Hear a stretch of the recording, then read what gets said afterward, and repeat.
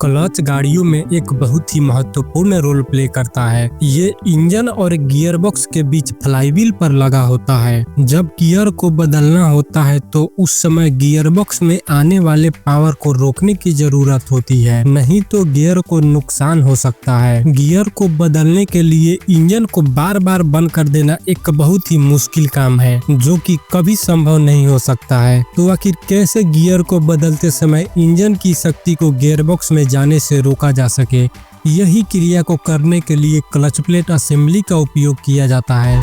तो आइए इसे स्टेप बाय स्टेप समझते हैं। एक फ्लाईव्हील जो इंजन के क्रैंकशाफ्ट से जुड़ा होता है, ये इंजन के साथ घूमेगा। इसके बाद एक क्लच प्लेट होता है जो स्टील से बना होता है। इसके दोनों तरफ फ्रिक्शन मटेरियल लगी होती है। इसके सेंटर में इस प्रकार तीत बने होते हैं। ये गियर बॉक्स के इनपुट शाफ्ट पर इस प्रकार लगा होता है। क्लच प्लेट इस पर आगे पीछे मूव करने के लिए स्वतंत्र होता है। ये क्लच प्लेट गियर बॉक्स से पूरी तरह से जुड़ा होता है। अब जैसे ही क्लच प्लेट को घुमाते हैं तो ये गियर बॉक्स में पावर ट्रांसमिट करने लगता है। अब आइए इसे इंजन के साथ जोड़ते हैं। यहाँ इंजन के साथ फ्लाईव्हील घूम रहा है। अगर क्लच प्लेट पर बाहरी बल लगाकर फ्लाईव्हील पर दबाया जाए तो ये क्लच प्लेट फ्रिक्शन के वजह से फ्लाईव्हील के साथ घूमना शुरू कर देगा और गियर बॉक्स में पावर ट्रांसमिट होने लगेगी। फिर वापस क्लच प्लेट पर से बाहरी बल हटा देते हैं तो क्लच फ्लाईव्हील से अलग हो जाएगा, जिससे गियर बॉक्स में पावर का प्रवाह रुक जाएगा। अब आप गियर को बहुत ही आसानी से बदल सकते हैं। फिर वापस से क्लच प्लेट पर बाहरी बल लगाकर पावर को जोड़ सकते हैं। ऐसे पावर को जोड़ना और तोड़ना बहुत ही मुश्किल काम है। इसको सुलभ और आसान बनाने के लिए इसमें और कंपोनेंट जोड़े जाएंगे। बस आप ये देखिए कि चलते हुए इंजन से कैसे पावर को जोड़ा और तोड़ा जा रहा है। क्लच प्लेट पर बाहरी बल लगाने के लिए एक प्रेशर प्लेट का उपयोग किया जाता है। प्रेशर प्लेट को क्लच कवर से इस प्रकार जोड़ा जाता है। प्रेशर प्लेट पर जोर लगने पर ये आगे और पीछे मूव भी कर सकता है। एक डायफ्राम स्प्रिंग जो इस प्रकार बना होता है, इसका कार्य बहुत ही इम्पोर्टेंट है। आइए इसके कार्य विधि को समझते हैं। डायफ्राम स्प्रिंग की गति इसके ऊपर लगे प्लेट के चारों तरफ फिक्स होती है। अब जैसे ही स्प्रिंग के केंद्र में फोर्स लगाकर अंदर की तरफ दबाते हैं तो डिस्क के बाहरी किनारा विपरीत दिशा में बाहर की ओर आते हैं और वापस बल हटाने पर ये अपने वास्तविक स्थिति में आ जाता है। अब आइए इन सब को वन बाय वन असेंबल करके देखते हैं कि ये यूनिट में एक साथ कैसे काम करते हैं।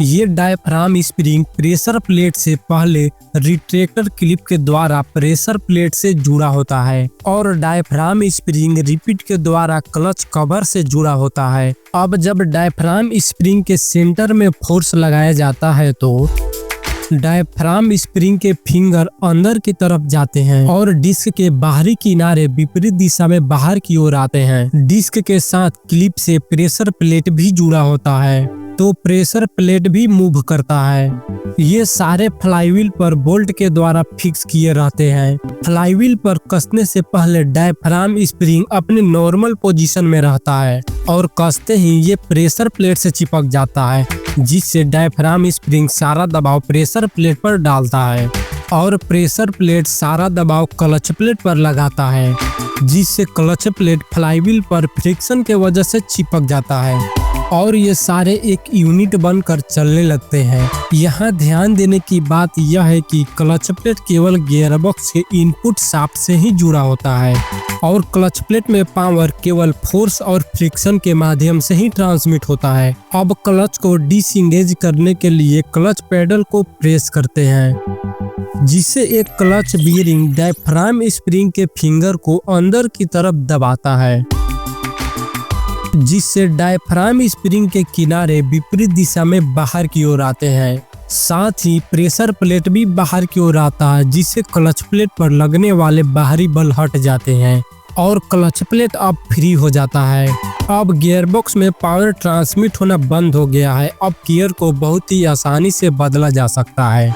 क्योंकि क्लच डिसएंगेज हो गए हैं। अब वापस से क्लच को इंगेज करने के लिए क्लच पेडल को धीरे धीरे रिलीज करते हैं तो डायफ्राम स्प्रिंग के फिंगर अपने नॉर्मल पोजीशन में आते हैं और डिस्क सारा दबाव प्रेशर प्लेट पे डालता है, जिससे प्रेशर प्लेट क्लच प्लेट को फ्लाईव्हील पर चिपका देता है और पावर ट्रांसमिट होने लगता है। तो ऐसे ही पावर को जोड़ा और तोड़ा जाता है। क्लच प्लेट में लगे इस स्प्रिंग को आप देखे होंगे। आइए समझते हैं आखिर इसका क्या काम होता है। इंजन के झटके या और भी ट्रांसमिशन में लगने वाले झटके को स्मूथ बनाने के लिए क्लच प्लेट में टॉर्सनल स्प्रिंग का प्रयोग किया जाता है। गियरबॉक्स के इनपुट शाफ्ट से स्प्लाइन हब जुड़ा होता है और रिटेनर प्लेट क्लच प्लेट पर फिक्स होता है।